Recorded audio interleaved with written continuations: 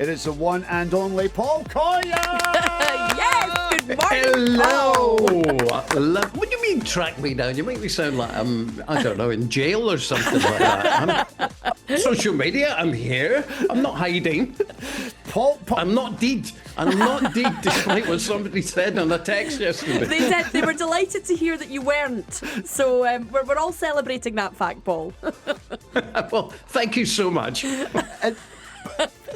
Paul, we'll get to it in just a second, but there's so much love out there for you, for your time here in Scotland. So where have you been? What have you been doing?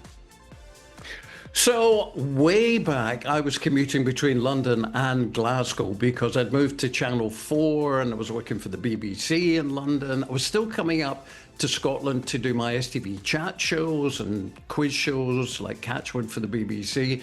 And then after a while, all my work seemed to be down here in London for Sky TV or for BBC Two. And so I moved down here, then I got married, and my wife already lived in London. So I moved to London, still commuted. And then while doing my broadcasting, I got more interested in corporate work. So I formed a company and I coach business leaders in public speaking or media training, that sort of stuff. And most of the work for that was based down here. And that's why people thought you were dead. Exactly. And my clients wish I was. Yeah, that's exactly right.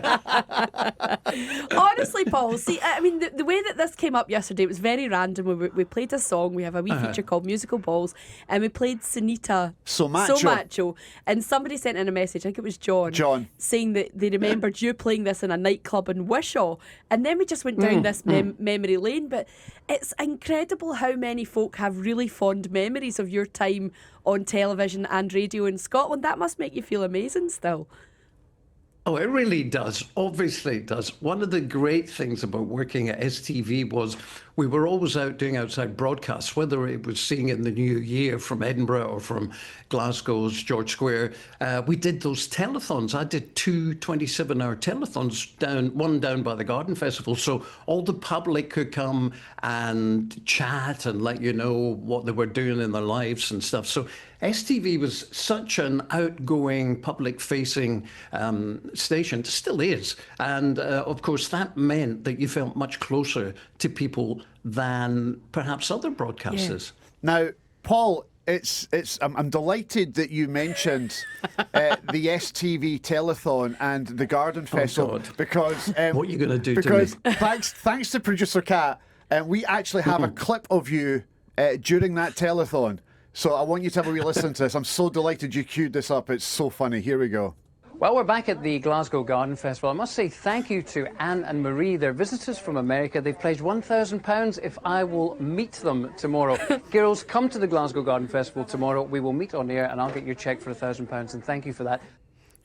Paul? Wow. I mean, that's an interesting way of raising money for charity. Oh, listen, that was just the beginning. You can see how I raised the other 10 grand. I haven't recovered. Nor have they recovered. No. Did you speed that up? I sound like Minnie Mouse there. No. That was very strange going back down memory lane there. Oh, the Garden Festival was just an amazing thing. I remember working with, the back in the news, of course, Victor and Barry. They came and did some stuff with me through the night, and various bands came in. And I also remember we got into a heck of a lot of trouble. We had this band of stand-up comics who formed a band for the night doing comic rap, and they called themselves the Priesty Boys.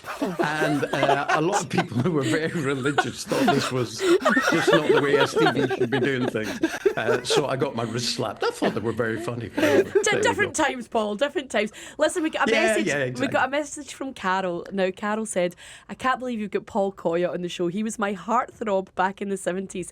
We weren't allowed to have..." I've lost you, Kat. We weren't Sorry, allowed... I couldn't hear that. I couldn't hear that. I lost you for a second. What was Carol saying? Oh, she said you were a heartthrob back in the 70s. But the best bit, we weren't allowed to have our tea and toast until we'd sat down and watched him on the telly doing his continuity thing. Even our For grumbling Pete's sake. chihuahua sat silently watching him. There you go. No wonder it was grumbling. I mean, doing that continuity. I mean, as well as saying, now on STV, it's time for Coronation Street. As well as doing that, you had to read the news. And we had no desk. It was a bit of plywood on your knees with your script on it for reading the news, right? And one day I kind of got an itchy bum. So I'm moving one of my cheeks to try and scratch it a bit. And all my sheets of paper went on the floor. So I kind of went, excuse me, and I bent down out of camera, picked it up, put them back in the order I thought they were in. Oh, no. But I'd got it completely wrong. And the Pope was visiting Scotland at the time. And I went straight into the story about the Pope. But the caption they had was Paul Coia, my name, because I was starting the news. So up came this picture of the Pope with Paul Coia as his name. And so for ages afterwards, my family were like, you know, Your Royal Holiness and all this sort of stuff. It was just great times. And in fact, my first ever telly appearance was on STV on Glenn Michael's Cavalcade. Oh, iconic. And somebody had written in and said, there's this DJ on Radio Clyde and we want to see him on the telly, see what he looks like. And so Glenn Michael invited me on. And it was about, that led to the job in continuity and reading the news. And it was about 6 months later, I bumped into this comedian called Clem Ashby. And he said, good to see you on the telly, mate. And I said, well, thank you very much. He said, I wrote that letter. I said, what? He said, oh, yeah, I pretended to be my niece just because I thought you should be on the telly. So actually, my first appearance on Glenn Michael's Cavalcade on STV was a lie. I shouldn't have been there. Oh, wow. But it worked out for you. It did. It worked out, Paul. It has taken me back sitting in front of the 3-bar electric fire in my granny's house and watching Paul Coia on the telly. That's the memory that is there for me right now. And you were only allowed to have one bar on. And we're only allowed to have one bar on. Absolutely. Exactly. And I had to put 50p in the back of the telly to get 4 hours worth of Paul Coia. Because we used to rent the telly. And now you're getting them for free. We're getting them for free. I tell you what, I'm not doing this again with you. 3-bar fires. You'd be having the bombs going off and, you know, rationing going on in a minute. Listen, it wasn't that long ago, for goodness sake. We've got so many lovely messages coming in for you, Paul. Lindsay says it's so lovely to hear his voice. It's so familiar, recognisable, and it's bringing back so many lovely memories. And then we've got a message from Bill. Now, Bill Blackstock, he said he used to be the general manager of the QMU in Glasgow. And the Ramones were playing one night and you were the DJ that night. And he's actually sent in the poster. And there's your name on it. Oh, wow. Paul Coia and the Ramones. That's cool. Well, somebody, and it may well have been Bill, sent me a copy of that. And I must be honest, I have very hazy memories of the night because we had so many bands on. But you would think the Ramones, flippin' heck, you introduced them at the QM, you must remember that. And I do kind of, but it's just so much has happened in the interim. So it was lovely to have that. So if it was you, Bill, or whoever sent me that poster, thank you. And finally from Robert, he says, can you tell Paul I still really fancy his wife, Debbie Greenwood? She's gorgeous. Well, she's not fussy, so maybe you've got a chance. What can I say?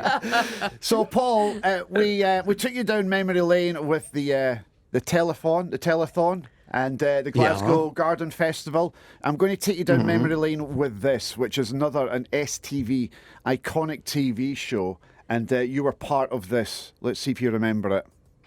Welcome to Take the High Road Hires, and here's your host, Paul Coia. Thank you. Thank you. Welcome. Thank you. Thank you very much indeed.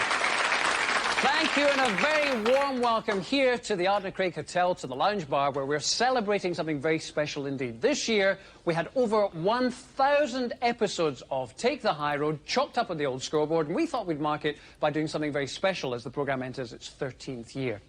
Yep, incredibly, over 1 million Scots tune in every week to Take the High Road. And we thought we'd find the viewer who knows the most about Glendarroch and its inhabitants. But they're not going to do battle on their own, because we've invited 3 celebrities from the programme to help them out. Together, the celebrities and the viewers will be doing battle to win this wonderful trophy. The Brook Bond Scottish Blend Take the High Road Hires Trophy!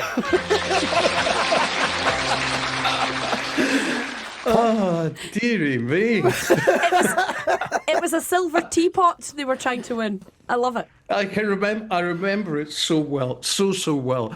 And I still have, we all got a Take the High Road Hires sweatshirt, which I still have. My daughter actually wears it in winter when she's cold. And what I remember most of all about it is that none of the cast of Take the High Road who guested on that knew anything about Take the High Road. It was so funny. It was like, if you could have asked Eileen McCallum, what's your character's name? And she'd have gone, and I'm exaggerating, obviously. Lovely, lovely cast. But, they're learning about their own character all the time and doing their lines and stuff. And if they're not involved in other scenes, why would they know what had happened? So it was great fun, but they didn't know a hell of a lot about Take the High Road. I missed Take the High Road. It was great. Loads and loads of great memories, I'm sure, Paul, of your time at STV. We lost them there again. Sorry, Are you back? Are you back? You there? I'm back, yeah. We're back again, yeah. Just one final question for you. You must have so many fond and lovely memories of your time at STV. Oh, for sure. Yeah. Absolutely. I remember the second telethon we did, the chief executive abseiled down from the ceiling from the lighting rig to join us and hand over a check at one point. Let's bring that back. Well, exactly. And all the cameramen were saying, Paul, do you want to put money in the kitty? We're trying to bribe the guy who's doing the rope just to leave him up there. And I'm going, no, you can't do that, for goodness sake. Oh, no. Fab